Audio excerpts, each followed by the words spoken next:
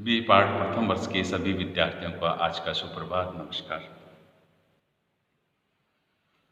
पूर्व में हमने महाकवि भास के विषय में, उनके समय के विषय में और उनके नाटक जो 13 नाटक हैं उनके विषय में हमने अध्ययन किया था। आज हम स्वप्न वासव दत्तम का परिचय कि स्वप्न वासव दत्तम जो नाटक है उसमें क्या है ऐसा, जिस नाटक के विषय में उसके एक परिचय के रूप में हम उसका अध्ययन करेंगे कि महाकवि भास का जो नाटक है, जो अग्नि में डालने पर 13 नाटकों को डाला गया तो ये जला नहीं, इसके ये बिना जला हुआ ही रह गया। तो इसकी सत्यता पर जो बात आती है तो ये भास का एक सर्वोत्तम नाटक माना जाता है और इसमें प्रतिज्ञा योगेंद्रायण से आगे की कथा का वर्णन है। हालांकि प्रतिज्ञा योगेंद्रायण नाटक महाकवि भास ने लिखा है, उसके पश्चात स्वप्न वासव दत्तम नाटक भी लिखा है।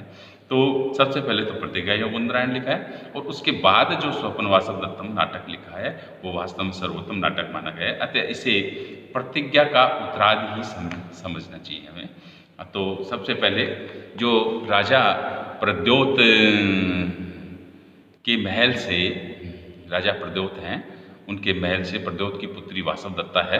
तो उस राजा प्रद्योत के महल से वासव दत्ता का हरण कर लेने के पश्चात राजा उदयन विषय वासनाओं में लिप्त हो जाते हैं। यानी कि राजा उदयन हैं, वो राजा हैं और राजा प्रद्योत के महल से वासव दत्ता का हरण कर लाते हैं और वहाँ से वह अपने राज्य में आकर के विषय वासनाओं में लिप्त हो जाते हैं और राजकीय कार्यों की उपेक्षा करने लगते हैं। ऐसी स्थिति में या ऐसी दशा में शत्रु राजा था उनका, आरुणी है, वो राजा उदयन के राज्य पर आक्रमण करता है। उसको मौका मिल जाता है आक्रमण करने का और राजा उदयन का जो मंत्री है, जो योगेंद्रायण है, वो सचेत रहता है, फिर भी वह उसके कुछ राज्यों को हड़प लेता है और वह मगध नरेश दर्शक की सहायता से लेना आवश्यक समझता है और साथ ही वह वासव दत्ता के अग्नि में जल मरने का झूठा समाचार फैलाता है। योगेंद्रायण है वो जो उदयन का सेनापति होता है, वो वासव दत्ता को मतलब झूठ मूठ में जल करके अग्नि में मर गई ऐसा एक अफवाह फैला देता है और खुद भी जल मरने का अफवाह फैला देता है। तो ये झूठा समाचार फैलाता है, किंतु वास्तव में उसे लगाकर राजा दर्शक की बहन है जो पद्मावती है उसके संरक्षण में रख देता है। हालांकि वासव दत्ता को उसके संरक्षण में रखा था और कुछ समय बाद राजा उदयन का पद्मावती के साथ विवाह हो जाता है और विवाह के बाद एक दिन राजा उदयन स्वप्न में वासव दत्ता को स्वप्न में देखते हैं और उनकी वासव दत्ता संबंधी स्मृति है वो ताजी हो जाती है और वे उसे मिलने के लिए अत्यंत उत्कंठित हो जाते हैं और उन्हें उसके जीवित होने में कभी किंचित विश्वास होने लगता है और बाद में वासव दत्ता राजा के समक्ष लाई जाती है और दोनों का प्रेम मिलन होता है। और उधर उदयन का जो सेनापति है रुम्णवान भी है, वो शत्रु आरुणी को युद्ध में परास्त करता है। इस प्रकार नाटक का अंत सुखमय हो जाता है और वासव दत्ता के राजा को स्वप्न में दिखाई देने के कारण ही इस नाटक का नाम स्वप्न वासव दत्ता पड़ा है। तो यहाँ पर जो इस नाटक का जो नामकरण है वो कैसे पड़ा? राजा को स्वप्न में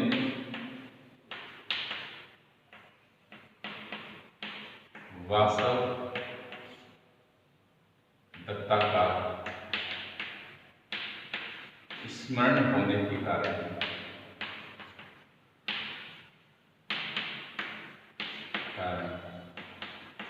इस नाटक का नामकरण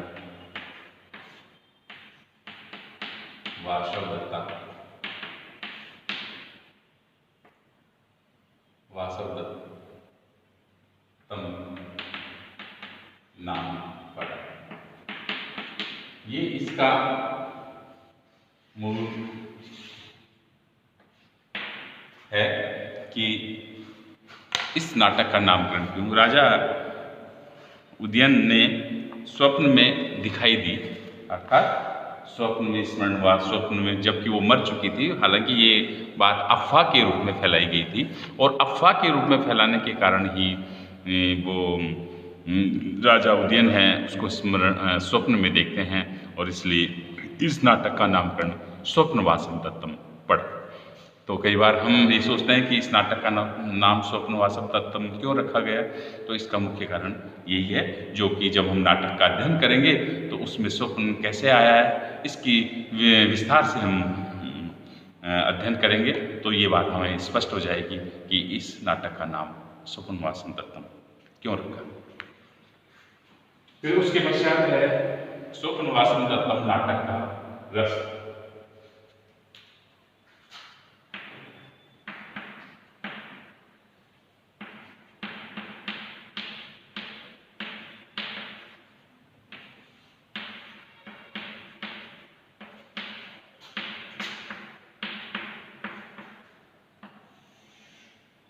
रस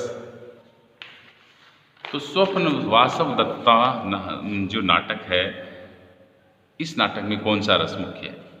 तो कुछ विद्वानों का कथन है कि यह खोए हुए वत्स देश की पुनः प्राप्ति के लिए किए गए प्रयासों का चित्रण करता है, अतः इसमें वीरस माना जाना चाहिए। यानी कि खोए हुए वत्स देश की पुनः प्राप्ति, खोए हुए वत्स देश की पुनः प्राप्ति के कारण इसमें वीर रस होना चाहिए। फिर उदयन का वासवदत्ता पद्मावती के साथ प्रेम संबंध को चित्रित करता है, अतः यह नाटक श्रृंगार रस प्रधान भी होना चाहिए। अर्थात उदयन का वासवदत्ता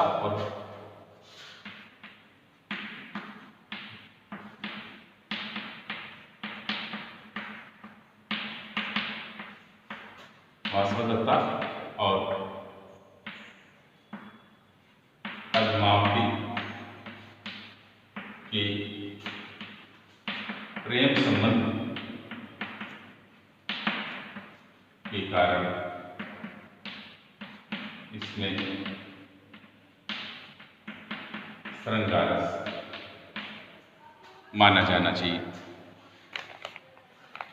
और श्रृंगार रस में भी जहाँ एक वासवदत्ता को वियोग के कारण विप्रलंब श्रृंगार होता है, यहाँ वासवदत्ता के वियोग में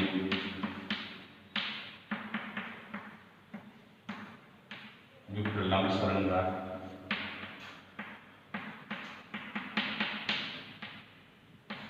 माना जाता है। उसके पश्चात वहीं दूसरी ओर पद्मावती के साथ वैवाहिक संबंध होने के कारण संयोग श्रृंगार के उदाहरण भी मिलते हैं।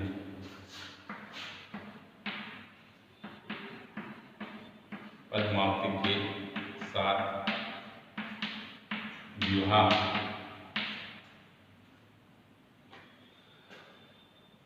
संबंध के कारण यहाँ पर संयोग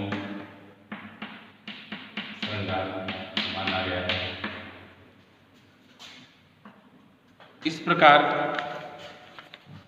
श्रृंगार रस के संयोग और विप्रलंब दोनों श्रृंगारों का, दोनों भागों का वर्णन हुआ है। वस्तुतः इस संपूर्ण नाटक में ऐसा कोई प्रसंग नहीं है जिसमें संयोग श्रृंगार स्पष्ट रूप से चित्रित हुआ हो। सार रूप में विद्वानों को यही कथन है कि अंगी रस की दृष्टि से ये नाटक सर्वथा शिथिल है। अंगी रस, अंगी रस की दृष्टि से यह नाटक सर्वथा सफल है।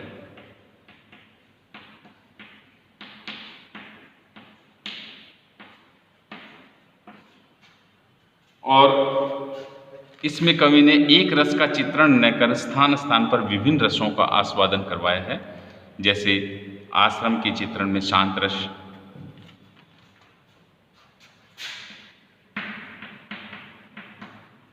आश्रम के चित्रण में शांत रस, ब्रह्मचारी की वार्तालाप में करुण रस,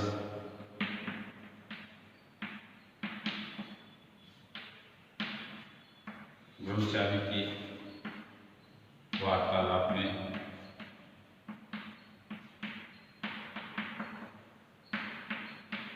करुण रस, विदूषक की उक्तियों में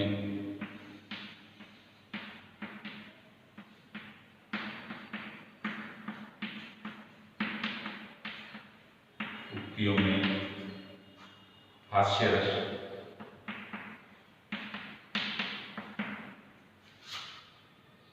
और तृतीय चतुर्थ पंचम अंक में तृतीय चतुर्थ और पंचम अंक की घटनाओं में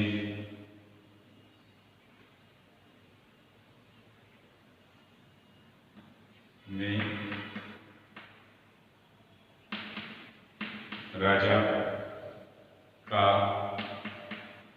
वासव दत्ता की स्मृति में विप्रलम्ब श्रृंगार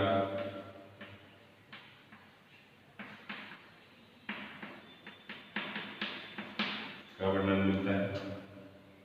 तो संयोग श्रृंगार की अपेक्षा इसमें विप्रलम्ब श्रृंगार का अधिक एवं स्पष्ट विवेचन हुआ है, अतः इसमें विप्रलम्ब श्रृंगार रस को प्रधानता दी जा सकती है। तो यहाँ पर संयोग के हिसाब से इसमें विप्रलम्ब श्रृंगार, विप्रलम्ब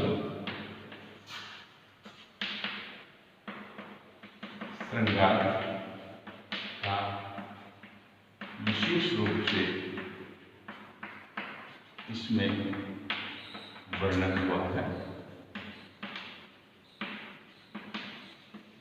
इसलिए इस नाटक में श्रृंगार रस का विप्रलम्ब श्रृंगार विशेष रूप से इसमें मुख्य रस इसमें निहित है। और इस प्रकार हम स्वप्न वासव तत्व नाटक के रस के विषय में जानकारी प्राप्त की। आज के लिए इतना ही पर्याप्त है। धन्यवाद।